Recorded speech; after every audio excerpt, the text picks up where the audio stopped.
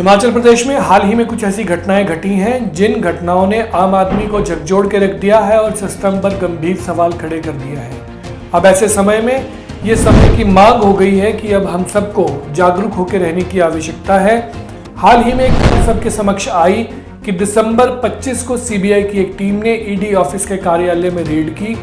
Red जब की गई तो वहां से एक अधिकारी था वो फरार पाया गया, लेकिन सीबीआई की टीम जो था वो कामयाब रही कुछ सबूत जुटाने में, कुछ कैश इकट्ठा करने में।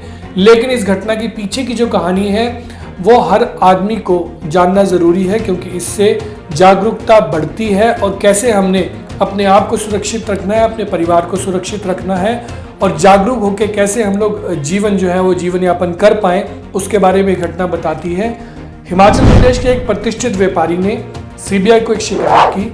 उस शिकायत में कहा गया था कि उस व्यापारी को जो है वो ब्लैकमेल किया जा रहा था कि उसको अरेस्ट कर लिया जाएगा, बार बार शिमला बुलाया जा रहा था और उससे लगभग 1 करोड़ 30 लाख रुपए की मांग की गई थी। ईडी के कुछ अधिकारियों ने उस शिकायत में ये बताया गया है कि एक प्राइवेट व्यक्ति को बीच में इन्वॉल्व किया था। वो व्यक्ति व्हाट्सएप कॉल के माध्यम से उस व्यापारी को फ़ोन कर रहा था और जो फ़ोन नंबर यूज़ किया जा रहा था वो कैनेडियन रजिस्टर्ड मोबाइल नंबर था, इंडियन मोबाइल नंबर नहीं था।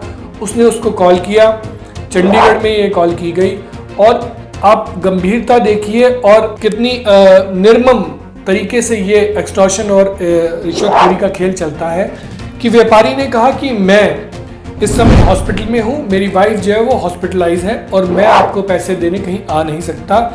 तो इस बात पे सहमति बन गई कि पैसे हॉस्पिटल की पार्किंग लॉट से उठा लिए जाएंगे।